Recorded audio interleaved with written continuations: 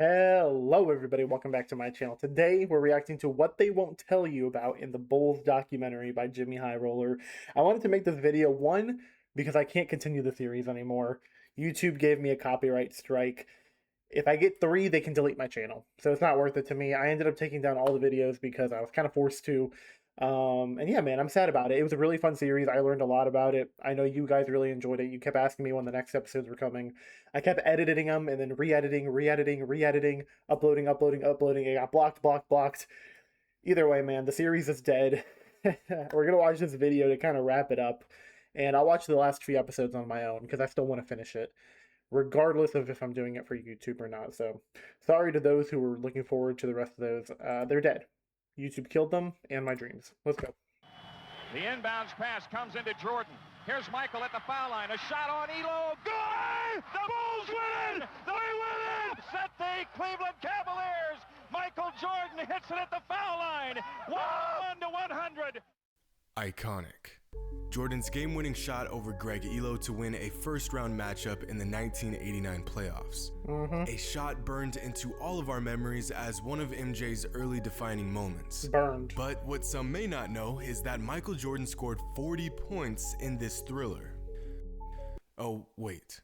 Did I say score 40 points? You did. I meant to say averaged 40 points in this series. There you go. For 5 straight games, MJ averaged 40 points for an entire playoff series.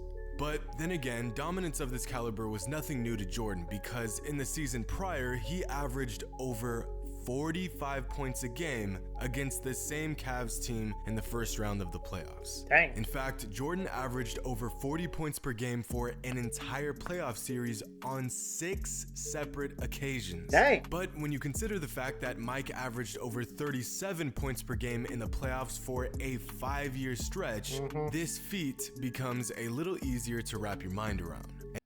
Yeah, I don't even know the last time anyone averaged. I don't know if anyone's ever averaged 40 again since MJ. I don't know. And with The Last Dance documentary now airing, what better time to R.I.P. discuss 23 facts about Michael Jordan that no one ever told you. Okay. Now, these aren't your typical MJ facts. If you're familiar with my fact videos from the past, you know that I make it my mission to go out of my way to dig up some of the most fascinating, insightful, and oftentimes obscure facts I can find. Yeah, you do. This video shall be no different. Take the 1993 finals. Let's just ignore the fact that Jordan torched the Suns for 40 a game in the series because the Suns weren't the only ones getting torched. In Game 2 of this series, if you pay close attention, you will notice that MJ is noticeably darker in this game than he usually is. Darker? Well, that's because the day before this game, Jordan went out and played 2 rounds of golf in the blistering Phoenix sun. You say the man got sunburned before he played a game? Needless to say, I don't think playing 8 hours of golf in between game days affected his play, since he proceeded to drop 55 points in the following game. Dang. Jordan fans know Crazy. that while at UNC, Michael was teammates with the great James Worthy. But what some may not know is that in his last season at North Carolina, over half of his fellow Tar Heel teammates would go on to be NBA players. Wow. In his rookie season, Michael Jordan scored 2,313 points. By far, the most points scored by any rookie in modern NBA history. For comparison, here is Jordan's rookie scoring total compared to the best rookie scoring seasons in modern NBA history. And here's Jordan's numbers compared to rookies from this season. There are about a dozen NBA players on record to shatter a backboard. Michael Jordan is the smallest and lightest. In a 1985 exhibition game, a 21-year-old Jordan eviscerated a backboard, leaving the scene completely unscathed while showering his opponents in shards of glass. Dang. He literally did them so dirty. And if that wasn't impressive enough, if this guy was about 1 more foot to the right, Jordan would have most definitely jumped over him as well, which would have made this undoubtedly the most legendary dunk of all time. Dang. Talk about a big what if. In Michael Jordan's prolific career, he played exactly 1,212 NBA players. Of those 1,212, 310 of them never won a single game against Michael Jordan. Whoa. That is actually a crazy statistic. What? 310 of his opponents never beat him. 235 only beat him one time. 173 beat him twice, beat MJ 3 times, beat MJ more than 3 times, never lost to MJ. Interesting. These 74 people, I need to know who they are. 310. That means a quarter of the players who played against Michael in their NBA career never beat him. That's crazy. Not even once. And of all the players Jordan faced in his career, the majority of them beat Jordan less than 3 times.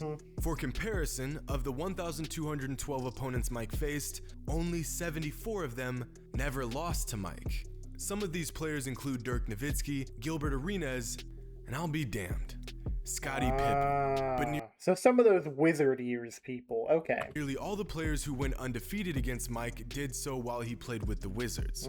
On the other hand, Sherman Douglas, a 12-year NBA vet, faced off against MJ 30 times in his career and lost every single oh my gosh, time. Sherman. 30 games, 30 L's. Dang. On the other hand, Isaiah Thomas maintains a pretty unique position in NBA history. Of all the players Jordan faced in his career, Zeke has beaten Jordan more than any other player. Dang. Of the 65 games Isaiah went toe-to-toe with Michael, Isaiah won 36. Now, we all know that MJ was a game changer the moment he stepped into the league. But Michael was so good that after breaking his foot just 3 games into his second NBA season, Jordan still made the All-Star team. What? 22-year-old second-year player who only made the How? All-Star team. A 22-year-old second-year player who only played 3 games before the All-Star break, and he still made the All-Star team. Was he really that popular? MJ was hurt, so he was unable to play in the game at All-Star weekend. Over the last half-decade, the NBA has turned into one big three-point contest. For some players, the influx in threes has been a blessing to their game. For others, not so much. Here's a chart of the top 10 scorers of the 2018-2019 NBA season. The red areas are 2-point shot attempts and the gray areas are 3-point shot attempts. You have Giannis, who prefers to take it inside, Kawhi Leonard, the mid-range sniper, Stephen Curry, who attempted more threes than twos last season, and of course you have James Harden, who attempted over 1,000 three-pointers in a single season. And then there's Michael Jordan, who in the 1987 NBA season averaged over 37 points per game and only shot 66 three-pointers the entire regular season. This is actually an insane chart. That's less than a single three-pointer every single game, which means this is why people say in today's era he would average well over 40. That season, only 2% of his shots came from beyond the arc. MJ did not need a 3-ball to drop 40 on a man's head. In the summer of 1995, during the filming of Space Jam, Warner Brothers assembled an entire basketball gym fit with a weight room so Michael Jordan could practice during filming. During these practice sessions, Michael would invite fellow NBA players out to get some runs in. Some players, including Kenny Smith, Charles Barkley, Reggie Miller, Magic Johnson, and Dennis Rodman. It wasn't until the following season that players said they wished they had never shown up for these runs, since they felt that they had only made MJ even better. Of course, that season Jordan would go on to lead the league in scoring, win league MVP, lead the Bulls to the most wins in a regular season, won a title, and won finals MVP. Thanks, Reggie. Now, box plus minus is an interesting stat. At face value, it doesn't seem to be very accurate or insightful. But all things considered, with a big enough sample size, it is actually a great indicator of a player's value. And let's just say Michael Jordan was very valuable, since he holds the NBA record for highest box plus minus for a career. Dude, shout out Chris Paul for being third, but really never accomplishing much in his career outside of like assist titles, and that might be it. And this includes his years with the Wizards. But the greatness does not end there. MJ also has 6 of the top 10 value over replacement seasons. He has the highest career PER in NBA history, the highest career points per game in league history, the highest career win shares per 48. In fact, when playing with the Bulls, Jordan led the league in most advanced statistical categories more often than not. Dang. That's a lot of bold. Which really is just another piece of evidence for Jordan's greatness. But one of the only knocks against MJ's game was his subpar three-point shooting. Now, he wasn't bad at shooting the long ball, but by his standards, it might have been the weakest part of his game. And yet, in 1996, Michael Jordan finished the regular season shooting 43% from downtown on 260 attempts. Dang. That is better than any single season from Reggie Miller, Kevin Whoa. Durant, LeBron James, Damian Lillard, James Harden, Kobe Bryant, Allen Iverson, Russell Westbrook, and Dwayne Wade. Reggie Miller? No chance. Kevin Durant? The other one's Damian Lillard. That one's surprising too. What? Oh my gosh. The other ones I don't care about because they're not known for three-point shooting. But Dame, Katie, and Reggie all being lower? At the conclusion of his senior season in high school, Michael Jordan scored 30 points in the McDonald's All-American game, a new scoring record for the event and one that would stand for 18 years. Yet, Jordan didn't even win MVP of the game. Right. Adrian Branch from the East and Aubrey Sherrod from the West both won co-MVP with 24 points and 19 points respectively. And before we continue, let's learn about one of the rarest feats in NBA history. Tell me. Leading a team to a championship while leading the league in scoring. When you Is that exclude rare? Michael Jordan, here is the entire list of every player to ever accomplish. Can I guess? What year did this video come out? Because I think Shai Gilgeous-Alexander definitely did it. I feel like last year. Unless he wasn't, I can't tell. I can't remember if he was leading. This Let's see. feat. Was it, can I guess? Kobe? Did Kobe ever? No. Steph Curry. Steph Curry in 2016. He definitely did that. That's all I can think about. Maybe Dirk one of those years? I don't know. Joe Folks. George Mikan. Nobody. Kareem. I love this music, dude. Shaq. That makes sense. Curry didn't do it? Who the heck? Who was the scoring champ? Oh, he did it. He was the scoring champ in 2016 and he lost. Never mind. I'm stupid. I'm dumb. Did you get that? Yeah. Not a lot of players. No. Excluding Jordan, only 4 players in history That's shocking. have ever led the league in scoring and won a championship in the same season. Wow. Now I'm going to show you what this list looks like when you include Michael Jordan. Wild. Michael Jordan has led the league in scoring and won a title in the same season more than every single player in the history of the NBA combined. These stats are wild, Now, Michael Jordan was raised in North Carolina, but was actually born in Brooklyn, New York, possibly one of the greatest birthplaces for NBA players. Of all the NBA players born in Brooklyn, 10 have been inducted into the Hall of Fame. Jordan, Bobby, Carl, Lenny, Connie, Billy, Roger, Red, Bernard, Larry. 19 Okay. became All-Stars, totaling a staggering 26 league championships won. In fact, you could make a formidable team with just Brooklyn-born players. That's cool. But once Michael's family moved to North Carolina, the rest is history. Like at Laney High School, where Michael Jordan did his best Oscar Robertson impersonation when he averaged a 29-point triple-double as a senior in high school. And I guess you could say MJ was pretty good at getting a bucket in the NBA too, since in his 13 seasons with the Bulls, Michael Jordan won nearly as many scoring titles as every single active NBA player combined. What? Huh? Then every single active NBA player combined? That doesn't even make sense to me. What? What? Think about that.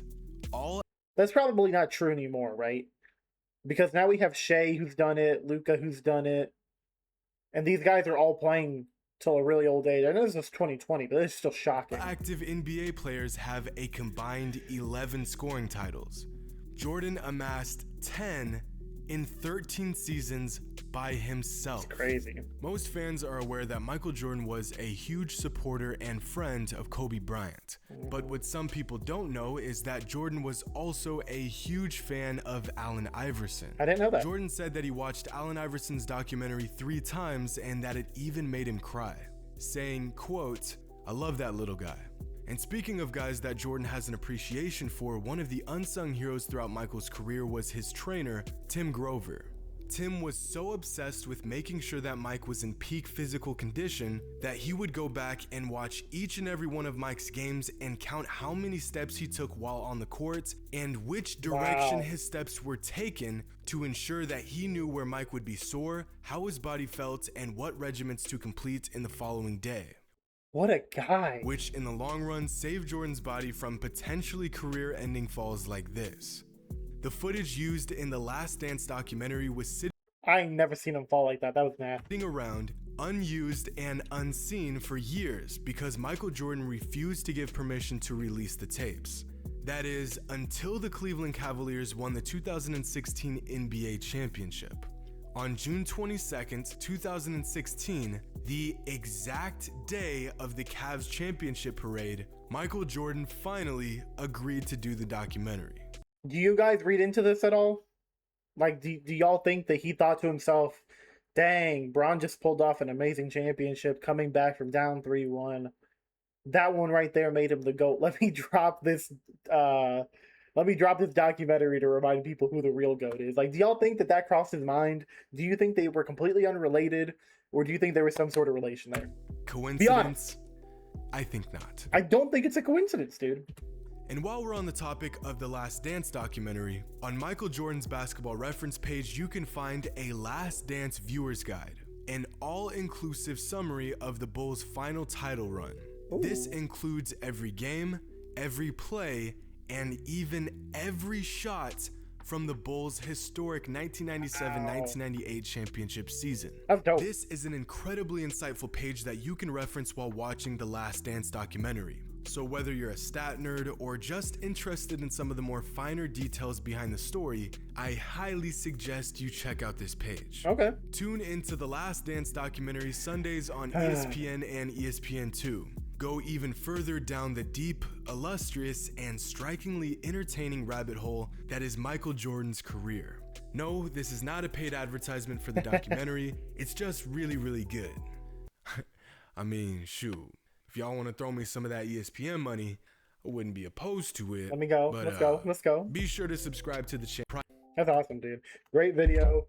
I wanted to do something to remember the Last Dance series goodbye. It's probably the series I've done the most editing and like attempts of trying to get it uploaded because I really know y'all wanted to see it. I really wanted to see it. It's probably the best Michael Jordan content there is out there. But yeah, man, these were some dope facts from Jimmy High Roller. I've been doing this for 2 months and I keep learning new things about Jordan. It just goes to show you that there's so much good stuff out there to learn. So let me know y'all thoughts on the questions I asked during the video. I'm sorry if you're devastated about The Last Dance like I am, but I will finish it on my own. If you want to ask me questions about it, I can answer that. I've already seen through episode 7. So if you want to ask me any questions about that, go for it. But thanks everybody for watching. Hope you have a great day, night, whatever time of day it is for you. I'll catch you guys on the next one. Doses!